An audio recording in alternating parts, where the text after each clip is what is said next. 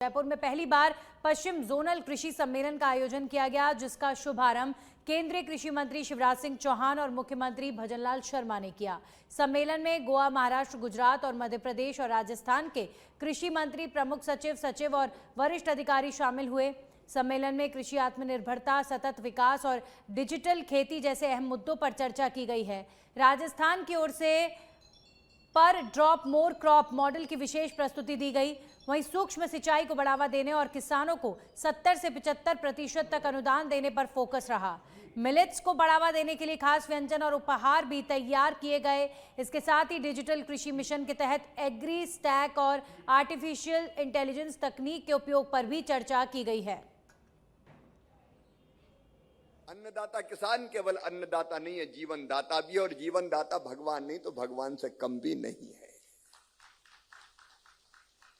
पहले regional conference नहीं होते थे।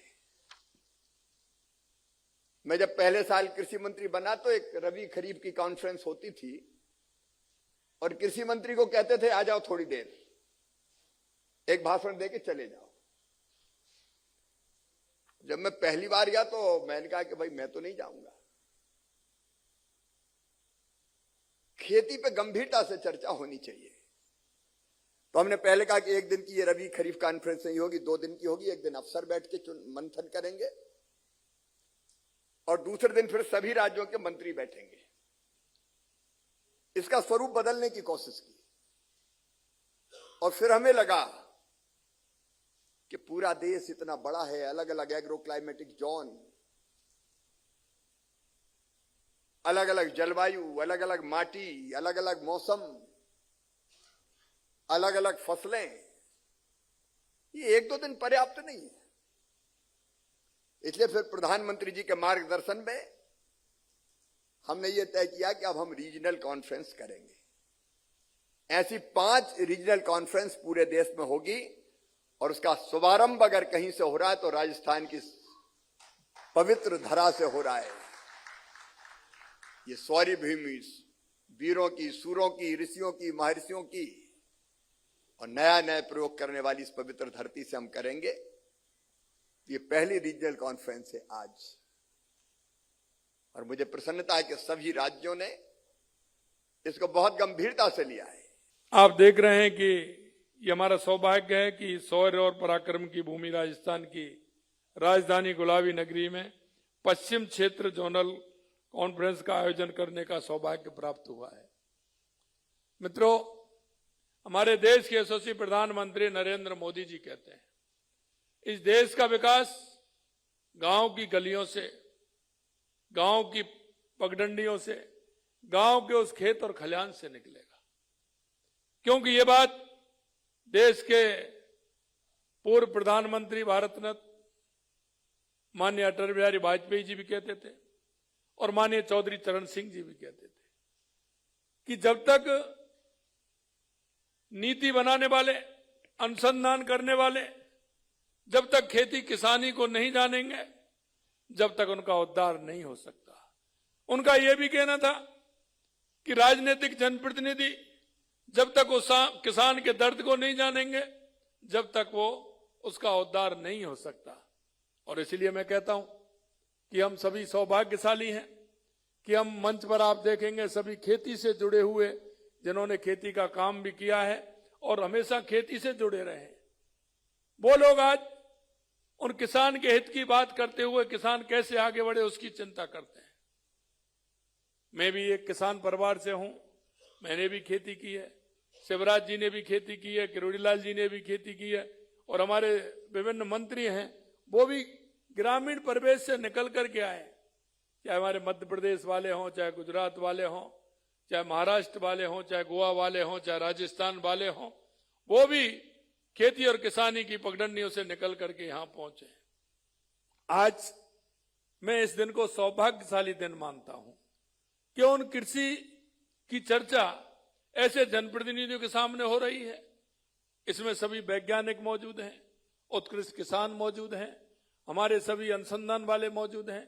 निश्चित रूप से जब ये मंथन होगा तो इस मंथन में से अच्छी बातें निकलेंगी और हमारे किसान का उद्धार होगा, ये मुझे पूर्ण रूप से विश्वास है। वहीं जयपुर में बीजेपी प्रदेश मुख्यालय पर बैठकों का दौर जारी है, जहां पार्टी के प्रदेश प्रभारी डॉक्टर राधा मोहन दास अग्रवाल और प्रदेश अध्यक्ष मदन राठौर प्रदेश पदाधिकारियों के साथ अहम बैठक कर रहे हैं। इस बैठक में प्रदेश महामंत्री श्रवण सिंह बगड़ी, मिथिलेश गौतम, भूपेंद्र सैनी, सुरेंद्र पाल टीटी और ज्योति मिर्धा समेत कई पदाधिकारी मौजूद हैं। इससे पहले प्रदेश कार्यालय पहुंचने पर मीडिया से बातचीत में प्रभारी अग्रवाल ने कहा कि पार्टी के सभी मोर्चों का गठन हो चुका है और युवा मोर्चा का गठन भी जल्द किया जाएगा। बनी ही कल तक है। टीम का मतलब सिर्फ प्रदेश इकाई नहीं होती, मोर्चा इत्यादि सब होते हैं। तो माननीय अध्यक्ष जी ने अब गठन कर लिया है। युवा मोर्चा का अंतिम निर्णय बाकी होगा भी शायद। हाँ, तो इस नाते आगे का काम कैसे होना है, क्या क्या होना है, क्या क्या रीतियाँ रणनीतियाँ बनेंगी, इसके बारे में अध्यक्ष जी के नेतृत्व में हम लोग बात करेंगे। माननीय मुख्यमंत्री जी से इसका जवाब लीजिएगा, वो ठीक से जवाब देंगे, उनको तथ्यों की जानकारी होगी। मैं कैसे बता पाऊंगा इसके बारे में, क्या आरोप लगा रहे हैं, अध्यक्ष जी से पूछिए।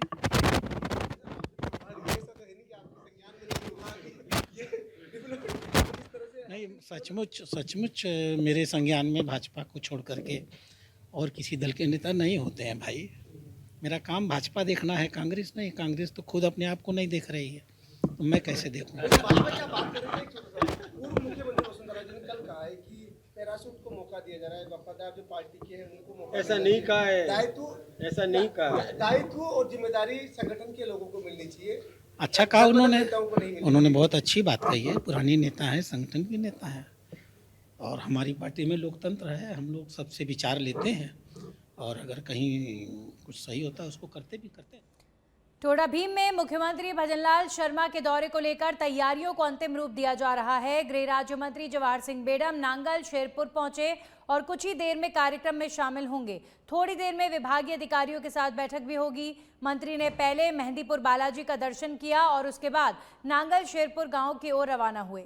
आसपास के ग्रामीणों से मुलाकात भी की जा रही है। मौके पर पुलिस अधीक्षक लोकेश सोनवाल और जिला कलेक्टर अक्षय गोदारा, महुआ विधायक राजेंद्र मीणा, भाजपा जिला अध्यक्ष गोवर्धन सिंह जादौन और पुलिस उपाधीक्षक मुरारी लाल मीणा मौजूद रहे।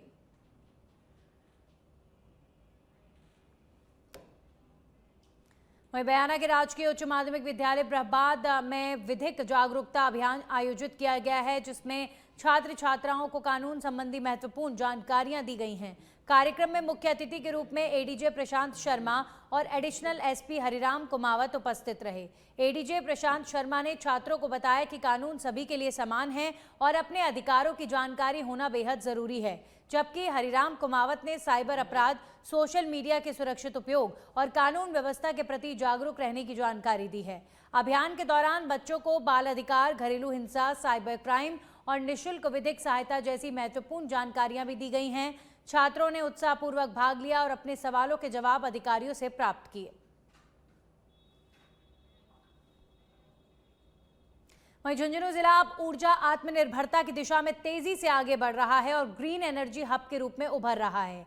भीषण गर्मी में जहां बिजली संकट आम बात होती है, वहीं सौर ऊर्जा और बायोमास के बढ़ते उपयोग से जिले को बड़ी राहत मिलने की उम्मीद है। विद्युत विभाग के अधीक्षक अभियंता महेश टीबड़ा के अनुसार जिले में करीब 200 सोलर प्लांट स्वीकृत हो चुके हैं, जिनसे 353 मेगावाट बिजली उत्पादन का लक्ष्य रखा गया है।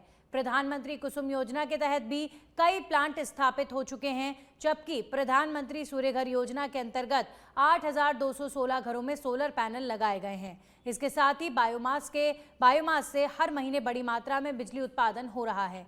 कुल मिलाकर झुंझुनू अब हर महीने लाखों यूनिट बिजली का उत्पादन स्वयं कर रहा है, जिससे बाहरी निर्भरता कम हो रही है और गर्मियों में बिजली कटौती से राहत मिलने की भी उम्मीद है।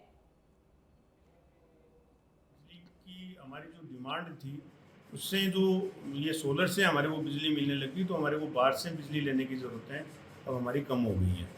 तो ये जिला जो है आत्मनिर्भरता की ओर बढ़ रहा है। अभी लगभग हमारे 200 प्लांट टोटल आने हैं सोलर के, जो अभी तक सैंक्शन हो चुके हैं, और उनसे करीबन 353 मेगावाट बिजली अपने को जिले को मिलने लग जाएगी। ये पीएम सूर्यघर के अलावा है। तो पीएम सूर्यघर के अलावा जितनी भी बिजली मिल रही है वो मैं समझता हूँ कि अगर ये 600 से 700 मेगावाट के प्लांट लग जाएंगे तो जिले को बाहर से बिजली की ज़रूरत नहीं पड़ेगी। सोलर में प्रधानमंत्री कुसुम योजना में अपने ज़िले में कुसुम ए में 34 प्लांट लग चुके हैं 37.5 मेगावाट के।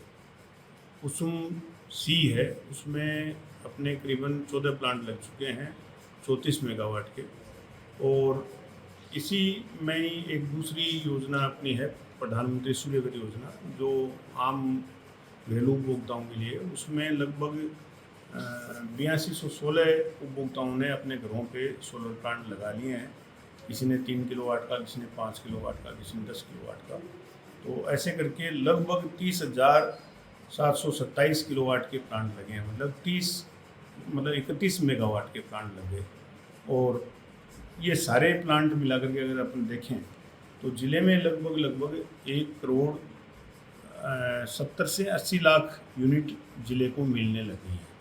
और कुसुम ए, बी, ए, सी और प्रधानमंत्री सूर्यघर के अलावा अभी ज़िले को बायोमास से लगभग 1 करोड़ 10 लाख यूनिट अपने को ज़िले को मिलने लगी हैं। इस प्रकार ज़िले को लगभग टेंटेटिव 2 करोड़ 75 से। जैसलमेर के लाठी क्षेत्र स्थित नलकूप पर बने किसान हनीफ खां के घर में अचानक से भीषण आग लग गई, जिसने देखते ही देखते एक कमरे और 2 झोपड़ियों को अपनी चपेट में ले लिया और सभी सामान जलकर राख हो गया।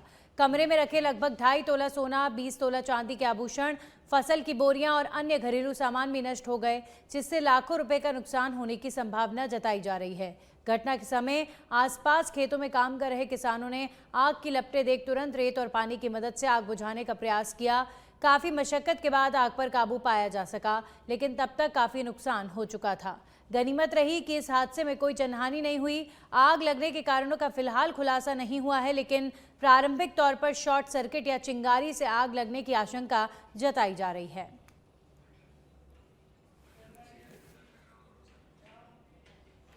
निम्बाहेड़ा के सदर थाना क्षेत्र में चित्तौड़गढ़ नीमच 4 लेन के साकरिया ब्रिज के पास एक सूने मकान में बड़ी चोरी की वारदात सामने आई है, जिसमें अज्ञात बदमाशों ने करीब 20 लाख रुपए की नकदी और सोने चांदी के जेवरात चोरी कर लिए। चोरों ने अलमारी को निशाना बनाकर 12 लाख रुपए नकद और 8 लाख रुपए के आभूषण उड़ा लिए।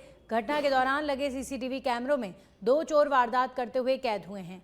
गृहस्वामी चतुर्भुज कुमावत ने बताया कि परिवार मंदिर और पारिवारिक काम से बाहर था, जिससे चोरों ने मौका पाकर 20 से 25 मिनट में चोरी को अंजाम दिया। घटना की सूचना मिलने पर सदर थाना पुलिस मौके पर पहुंची और जांच शुरू कर दी है, जबकि सीसीटीवी फुटेज के आधार पर आरोपियों की तलाश जारी है। मैं 5 बजे घर से निकला, उसके बाद में चोरों ने आके मेन गेट से पीछे वाले गेट से एंट्री करी, फिर ऊपर आके ताला तोड़ा और अलमारी में रखे हुए 12 लाख रुपए कैश और कम भाव ले गए, कड़े, पैजाब, मंगलसूत्र, ये चोरी हुई। और अलमारी का भी ये ताला तोड़ रखा है। और घर पे कोई नहीं था। रकम की अनुमानित कीमत रकम।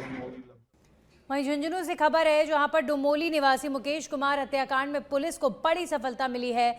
जिला स्पेशल टीम और सिंघाना पुलिस की संयुक्त कार्रवाई में मुख्य आरोपी समेत 3 बदमाशों को गिरफ्तार किया गया है। गिरफ्तार आरोपियों में विजय कुमार निवासी इश्कपुरा, अजीत निवासी नानूवाली बावड़ी और सोमवीर निवासी बोधन शामिल हैं, जिन्हें भैसावता पहाड़ियों से पकड़ा गया है। जानकारी के अनुसार शुक्रवार शाम बदमाशों ने मुकेश की गोली मारकर हत्या कर दी थी।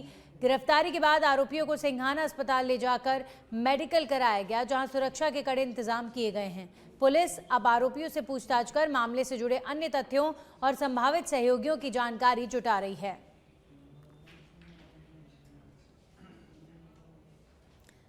बयाना क्षेत्र के यात्रियों के लिए राहत भरी खबर है। बयाना वैर रोड पर हरनगर गांव के पास 91.73 लाख रुपए की लागत से आधुनिक बस स्टैंड का निर्माण शुरू हो गया है। करीब 7,000 वर्ग गज भूमि पर बन रहे इस बस स्टैंड को 10 माह में पूरा करने का लक्ष्य रखा गया है। निर्माण पूरा होने के बाद यात्री प्रतीक्षालय, प्लेटफॉर्म, पूछताछ केंद्र, प्रशासनिक ब्लॉक, दुकानों, स्वच्छ शौचालय और वाटर कूलर और सुरक्षा के लिए सीसीटीवी कैमरों जैसी सुविधाओं का लाभ उठा सकेंगे। यहां से जयपुर, धौलपुर, अलवर, भरतपुर और हिंडौन, करौली जैसे प्रमुख शहरों के लिए बस सेवाएं संचालित की जाएंगी, जिससे क्षेत्र की आवाजाही सुगम होगी और स्थानीय विकास को भी गति मिल सकेगी।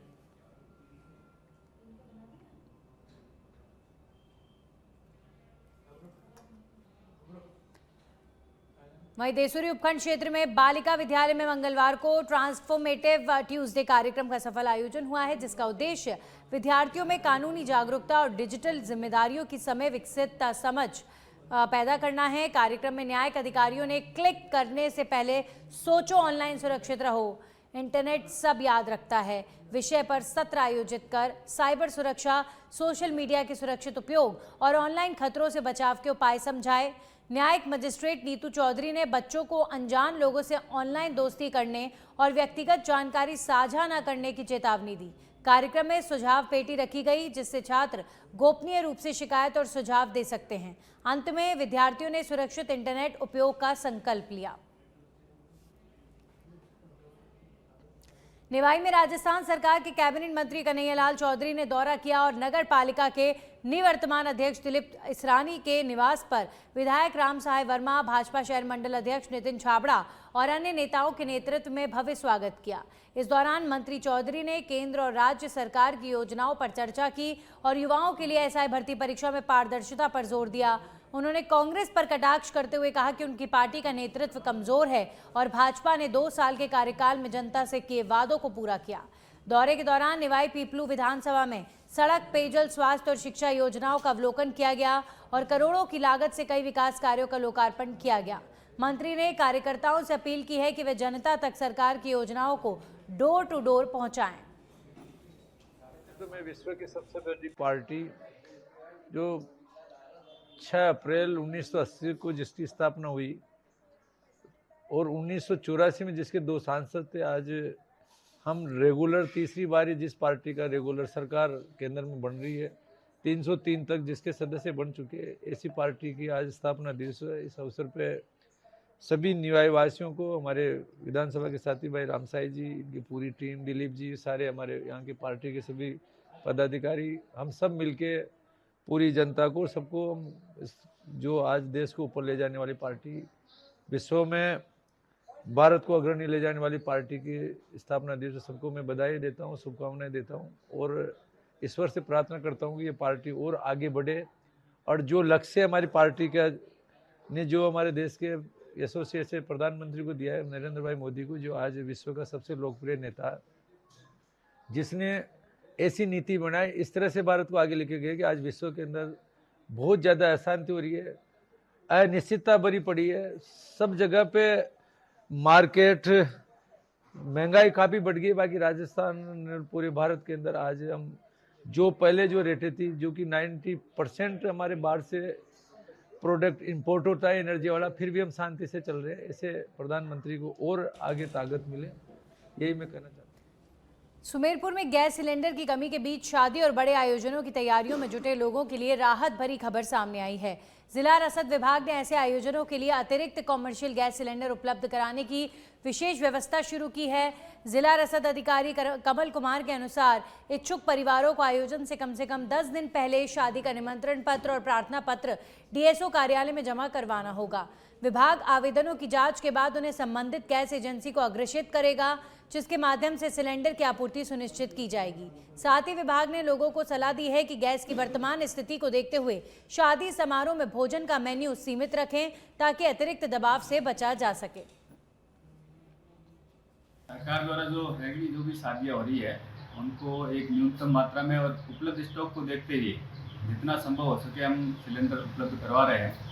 लेकिन इसमें मेरा सभी से निवेदन है कि जो भी शादियों के फंक्शन है वो अपने इसमें गैस उपयोगिता में थोड़ा मितव्ययता बरते और गैस के साथ साथ कुछ अल्टरनेट साधन जैसे भट्टी है, लकड़ी है या तंदूरी है, इस टाइप के अल्टरनेट साधनों का भी उपयोग करें ताकि गैस।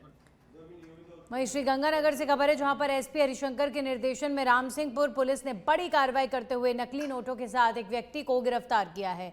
थानाधिकारी अजय कुमार ने सतर्कता दिखाते हुए सुखविंदर सिंह उर्फ राजा निवासी 48 जीपी रेड बगी को 500 रुपए के नकली नोटों के साथ पकड़ा है।